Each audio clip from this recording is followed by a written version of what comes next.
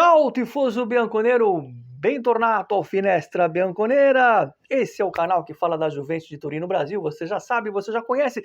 Se você não conhece, seja muito bem-vindo. Ativa o nosso sino bem forte, porque o Etna está em erupção. Olha o Etna em erupção, vocês viram as imagens. Não perca os próximos vídeos do Finestra Bianconera e se você for inscrito, aguarde o segundo semestre, porque haverão sorteios e brindes do canal. Inclusive, alguns produtos oficiais licenciados vindo diretamente de Turim, vindo diretamente da Velha Bota, porque somos do fã-clube oficial da Juventus, reconhecidos pela agremiação de Turim Bianconera. Muito bem, ragazzi, peço a vocês então que espalhem para os amigos, os coleguinhas, os vizinhos e que sejam todos felizes no Finestra, porque o Finestra traz alma, traz alegria, traz áurea e traz informação. Attenzione, pickpockets! Attenzione, fake news! Fake news, attenzione! Antes de falar das fake news, vamos falar do dia 10 de junho, que hoje é 10 de junho, mas em 1961, a Juventus, o jogador que é nossa bandeira do século, ao lado de Del Piero, Giampiero Boniperti, pendurava as chuteiras de maneira épica. Juventus 1, 2, 3, 4, 5, 6, 7, 8, 9, Internazionale 1. E aí, nesta data, em 61, Boniperti pendurava as chuteiras. Roda a imagem.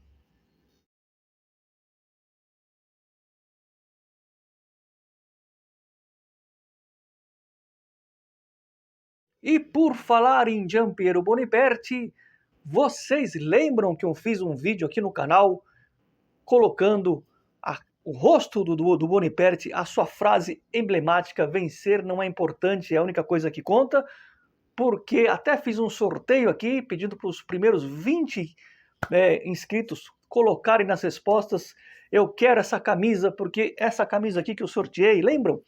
E vou sortear mais na próxima temporada, tá?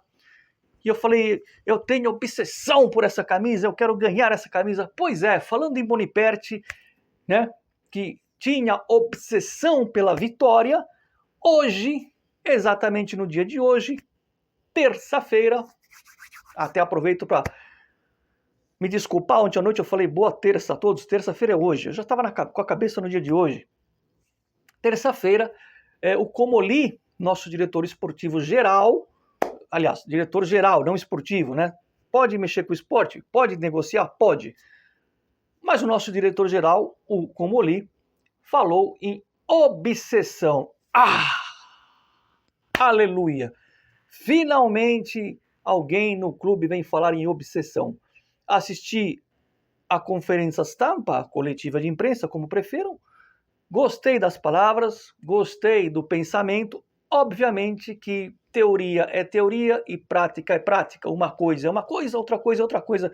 Como diria o saudoso jornalista, né? Enfim. Porém, gostei do que ele falou, gostei dos argumentos que ele utilizou, né? Não é aquelas coisas para fazer fachada, falar bonitinho, sem argumentação, não. Ele deu ali suas explicações de como pretende se organizar nessa sua aventura na Juventus. Aventura é uma maneira, é uma palavra que a gente usa na Itália, tá? Não no sentido de fazer aventura, de escalar montanha, não. É o novo desafio. Então, nesse novo desafio, ele me pareceu muito coerente nas palavras e muito senhor e sabedor de si. Ele quer vencer, ele quer passar pela Juventus e fazer história como vencedor, tá bom? E aí, eu separei uns pontos da coletiva que eu assisti, não assisti ao vivo, assisti depois, tá? Além de falar que ele tem obsessão pela vitória, que já... Veja bem, ele não falou isso para jogar para a torcida, ele não é um iniciante no futebol. Ele sabe que na Juventus o que conta é vencer, e é óbvio que ele sabe que o que o Thiago Motta falou pegou muito mal ano passado. Me pareceu convincente quando ele disse que tem obsessão pela vitória. Primeiro, ele confirma o Igor Tudor. Igor Tudor que tem uma cláusula no contrato que dizia que se a Juventus não tivesse, após o Mundial de Clubes, engatilhado nenhum treinador, ele poderia ter uma renovação automática. Se a Juventus tivesse um treinador na mão, que era o Antônio Conte, essa cláusula a Juventus derrubaria. Ou seja, a Juventus tem uma cláusula em cima da cláusula. Como a Juventus não tem ninguém engatilhado, automaticamente seria renovado. Então ele apenas confirmou aquilo que se esperava. Vamos abrir um parênteses. Attenzione, pickpockets! Porque ainda vejo algumas páginas, inclusive aqui no Brasil, falando que Gasperini era o plano B e que a Juventus foi rejeitada. Fake news geral. Vou esclarecer pela enésima vez, ragazzi. Não, Gasperini não era plano B.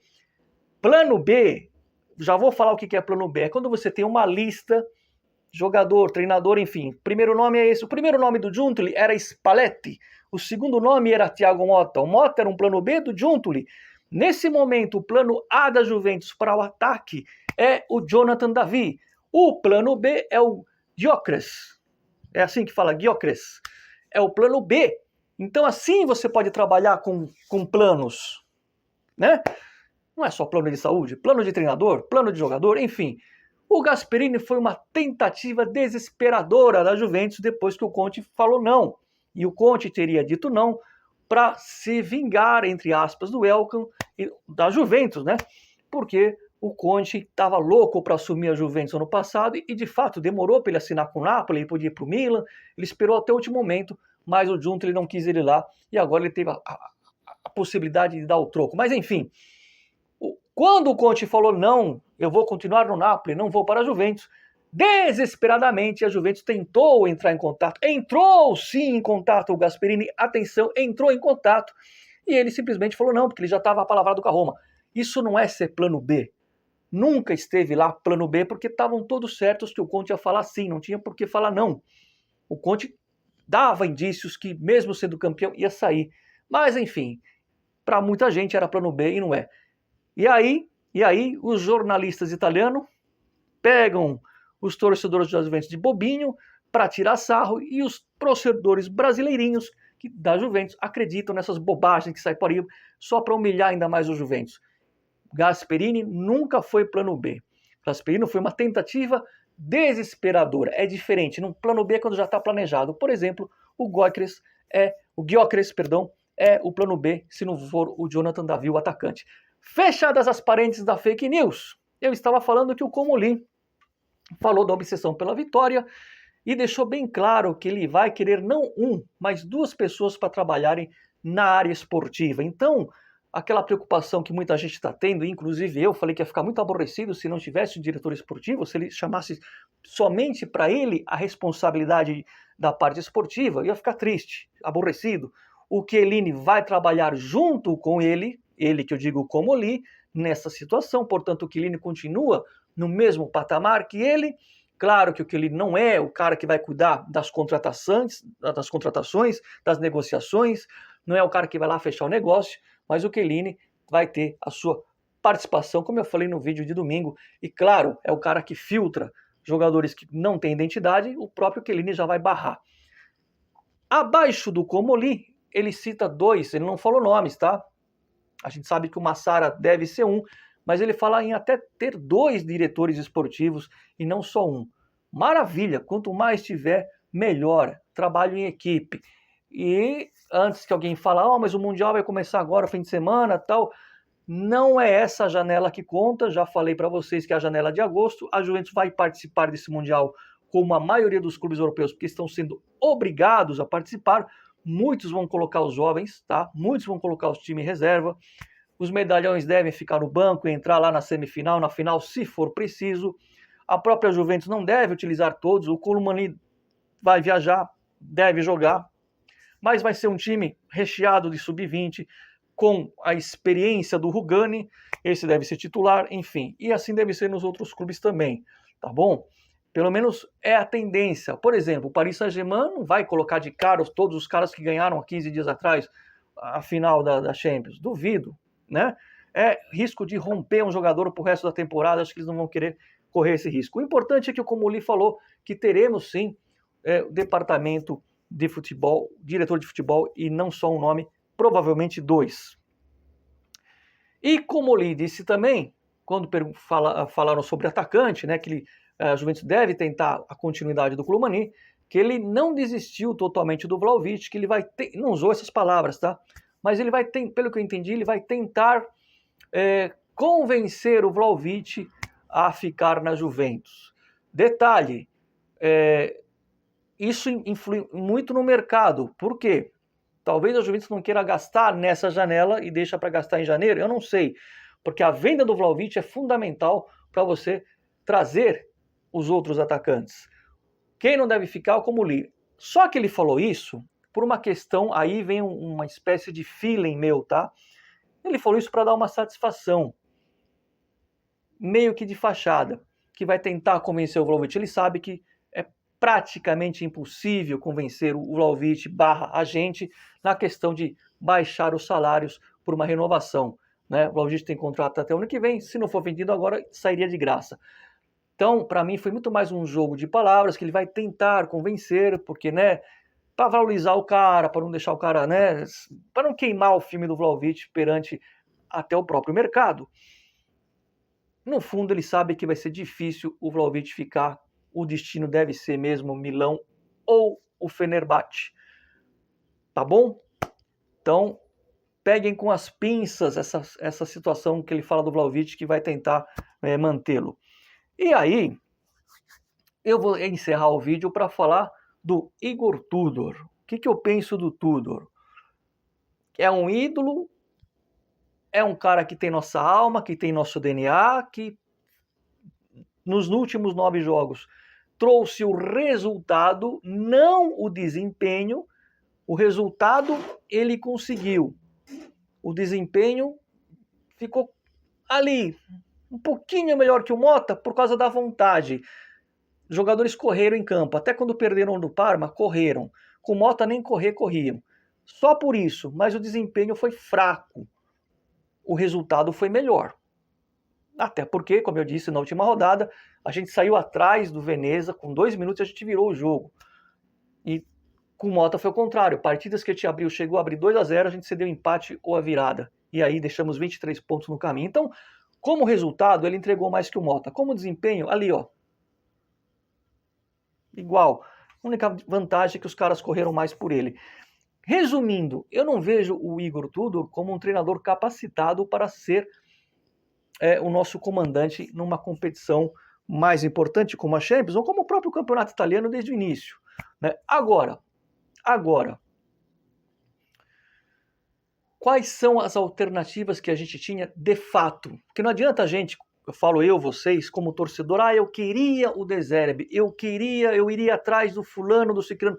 Não é que a gente vai atrás, precisa ver se o Beltrano e o Ciclano querem vir. Por isso que eu falei que o Conte deu um tapa, né, na cara de muita gente, porque muita gente fala, por que não vai atrás do Conte? A Juventus foi e o Conte não quis. Se foi uma resposta ao ano passado, que ele queria vir, a Juventus não quis, a gente não sabe, provavelmente sim. O De Zerbi, mas esses caras não querem treinar a Juventus, entendam isso, entendam. Então a gente tem que trabalhar com a realidade dos treinadores possíveis. E aí, se eu for para trazer o Pioli, eu prefiro deixar o Tudor, apesar que o Pioli tem um título italiano com o Milan. Se for para trazer o Spalletti, eu sei que até um amigo meu comentou aqui, um abraço para ele, não sei se foi o Lucas ou o Lucas Macedo ou o Siqueira, enfim. Concordo que o Spalletti tem mais cancha, que ele já foi campeão italiano, mas o momento do Spalletti não é bom. Embora a Itália tenha uma seleção fraca, uma geração fraca, o mínimo que você tem que ver é uma escalação correta. E no jogo com a Suíça, lá na Eurocopa, ele errou toda a escalação, toda a maneira de jogar, e a Itália tomou um sacode, 3-0. O Spalletti tá mal. O Spalletti, além de tudo, faz uma tatuagem do Napoli com a taça. Isso não vai pegar bem na torcida. E até quem pede Spalletti, na primeira derrota num clássico, vai pedir a cabeça dele. E esses caras são caros. Então, eu acho que do que era possível sem o Conte à parte, é aquela história, é o que tem para hoje. Não estou achando que ele é o ideal, mas estou me conformando que Se for para trazer uma aposta, deixa ele ali.